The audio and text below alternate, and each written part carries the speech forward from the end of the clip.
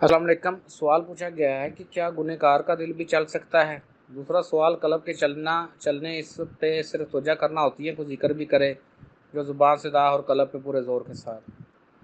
सबसे पहले तो ये समझ लें कि आपने दिल को चलाना क्या है। तो दिल को कोई पहिए लगे हुए हैं कि दिल ने कहीं चलना शुरू कर देना है। आपका दिल तो ऑलरेडी हरकत कर रहा है, आपको पंप जो है वो खून आपका पंप कर रहा है, चला रहा है आपके खून को। तो दिल का चलने से मुझे नहीं पता आप क्या चाह रहे हैं। इसलिए आप कहना ये चाह रहे थे कि ये जो ज़िक्र कलब किया जाता है तो उसके बारे में कि शायद वो उस पे ज़रबे लगानी है या कुछ उस पे ज़िक्र करना है। तो हमने आपको एक भेजी हुई है तस्वीर कि उस लड़की का दिल डब्बे के अंदर है और वो उसने बेचारी ने अपने कमर पर रखा हुआ है। तो वो बेचारी अब ज़िक्र कलब कैसे करेगी, कैसे अपने दिल को चलाएगी।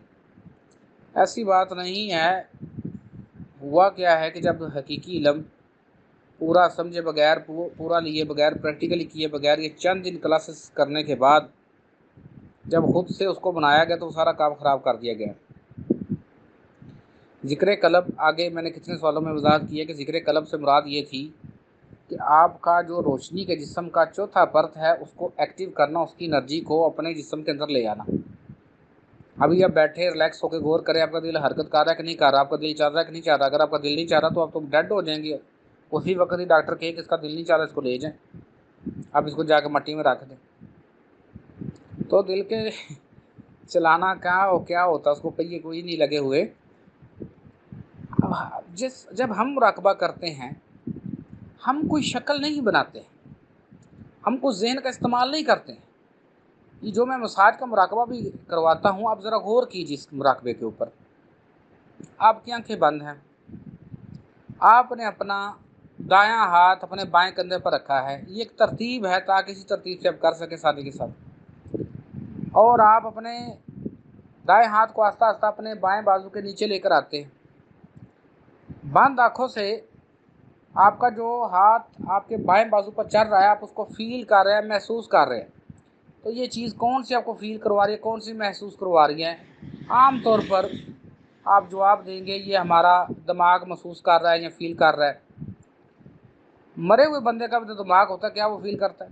क्या वो अपने हाथ को आगे हरकत देता है? नहीं ना करता। ये आपके अंदर ऑलरेडी एक इंटेलिजेंस फोर्स, एक अक्लमंद ताकत, एक अक्लमंद नूर पहले ही मौजूद है जो आपके जिस्म को चला रहा है, आपके अंदर खून बना रहा है, आपके दिल को धड़का रहा है, आपके मैदे को चला रहा है। हम बेसिकली वही एनर्जी हैं।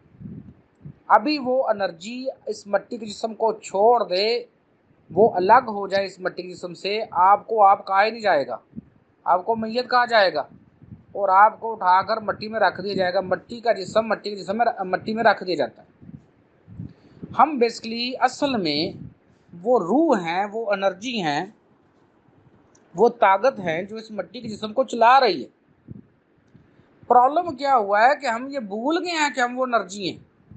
हम ये कहते हैं कि हमारी रूह, हमें कहना चाहिए कि हमारी रूह का कार कोठा, हमारी रूह का घर।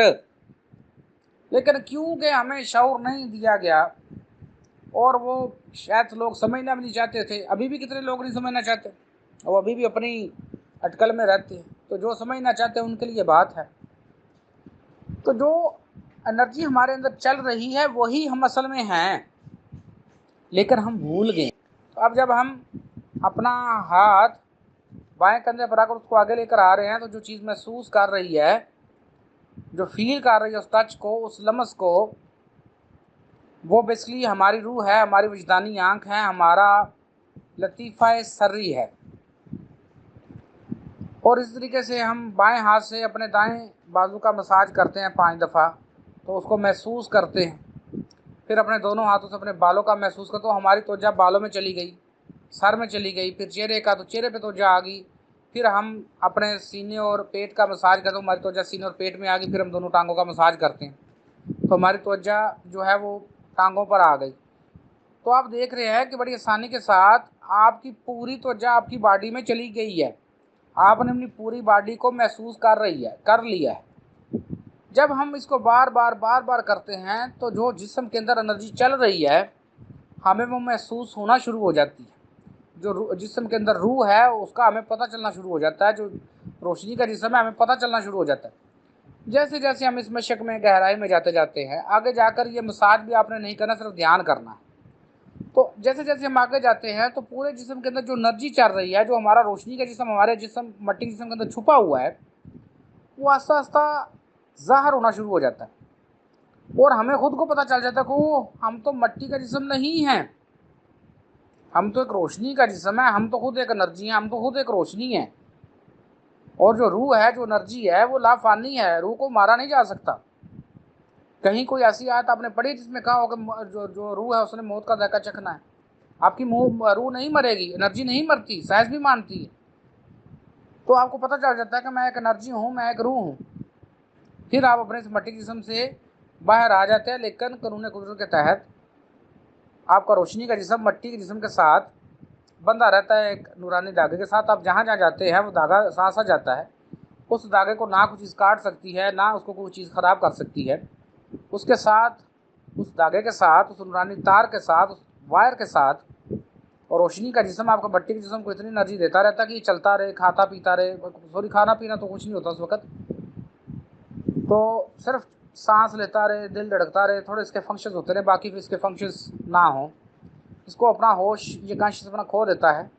जब हम इस मट्टी के जिस्म से एक दफ़ा बाहर आते हैं तो हम अपने इस मट्टी के जिस्म के बुत को देखते हैं कि ये तो एक बुत की तरह, एक पुतले की तरह पड़ा होता है, सिर्फ सांस ले रहा होता है, मामूली मामूली उसका दिल थोड़ा थोड़ा मूव कर रहा होता है क्योंकि उसको एनर्जी मिल रही होती है। लेकिन हम अपने आप को बिल्कुल, जैसे आप अभी ये मट्टी के जिस्म से देखते हैं, तो फिर हम अपने इस रोशनी के जिस्म के साथ साथ चीज़ें देखते हैं, फिर हमारी मंजिलें शुरू होती हैं। ये है असल काम। अब क्योंकि इसमें हम कोई शक्ल नहीं बनाते तो हम पर जो हकीकत है वो खुलती है कि असल एनर्जी है क्या।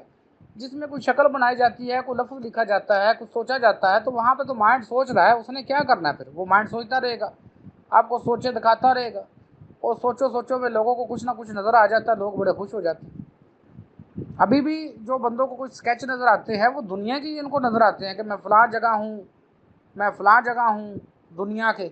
हालांकि वो हकीकत में तो वो वहीं है ही नहीं है। हकीकत में तो जो वो चीज़ें हैं वो कहीं और मौजूद हैं, पूरी कायनात कहीं और मौजूद है। हर डिमेंशन में अलग अलग दुनियाएँ आबाद हैं, हर एक का अपना अपना शऊर है। अल्लाह पाक ने इतने तारे बनाए हैं, इतने सियारे बना दिए हैं, तो उनका कोई फंक्शन होगा ना। अल्लाह पाक कभी भी कोई चीज़ नाहक नहीं बनाते, अल्लाह पाक कभी भी कोई चीज़ बातिल नहीं बनाते। अल्लाह पाक हमेशा हर चीज़ को सही बनाते हैं, दुरुस्त बनाते हैं। तो बताइए, आप तो इस छोटी सी ज़मीन पर रह रहे हैं, तो इतने जो तारे ये आपके ऊपर आसमान के ऊपर हैं, इनमें क्या हो रहा है? यहाँ पे क्या काम हो रहे हैं? नौज़ बिल्ला, अल्लाह पाक माफ़ करे, अल्लाह पाक ने वो बेकार तो नहीं ना बनाए।